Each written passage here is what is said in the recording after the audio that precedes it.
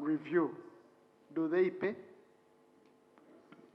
The Ministry of Education and Sports has made clarifications about information authored by the UK's University of Cambridge that went viral, declaring degree programs and academic credentials offered in some Ugandan universities and tertiary institutions as expired. In a statement presented to Parliament, State Minister in charge of higher education, Dr. John Chrysostom Muyingo, told Parliament that the ministry isn't aware of this information that went viral, as indicated by the University of Cambridge. But under our law, there is no provision for expiry of courses.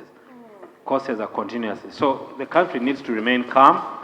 There is no law that provides for expiry of courses. The courses are still valid. It was just, I think, a bad choice of word.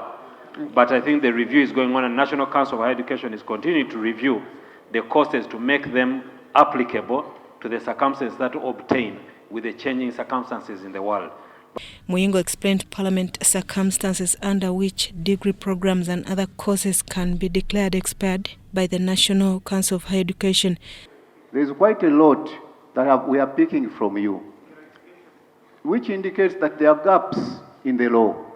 Expiry of accreditation, as reflected on the National Council of Higher Education website, accordingly means that the program needs to be re-examined to establish whether the key aspects upon which the course was accredited is still in place. But the $1 million question would be, why would universities continue to admit students to programs which are under review by the National Council of Higher Education? Other institutions opted to scrap off some courses and also merge some which won't be reaccredited. The ministry assured the public on the credibility of their papers. I am calling upon all of us to join hands to make sure that the right information gets the right people. However, a section of members of Parliament had reservations about the regulatory framework of periodic assessment of courses by the National Council of Higher Education. So where is this reaccreditation coming from, and under what law is it being done?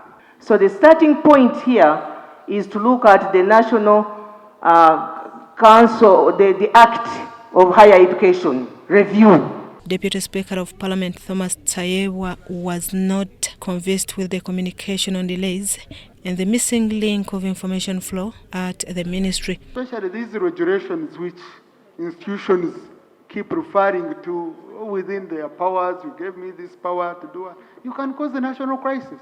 The Ministry of Education highlighted the limitations of competence of the National Council of Higher Education. The students pay to National Council for Higher Education 20,000 Uganda shillings every academic year.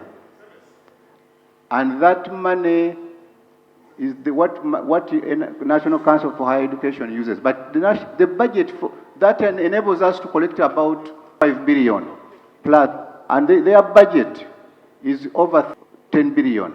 The ministry, however, warned that no program will receive any accreditation label until they conform to the requirements of reassessment before November 2023. Susan Naung and Gloria Guitabinji reporting for EBC TV.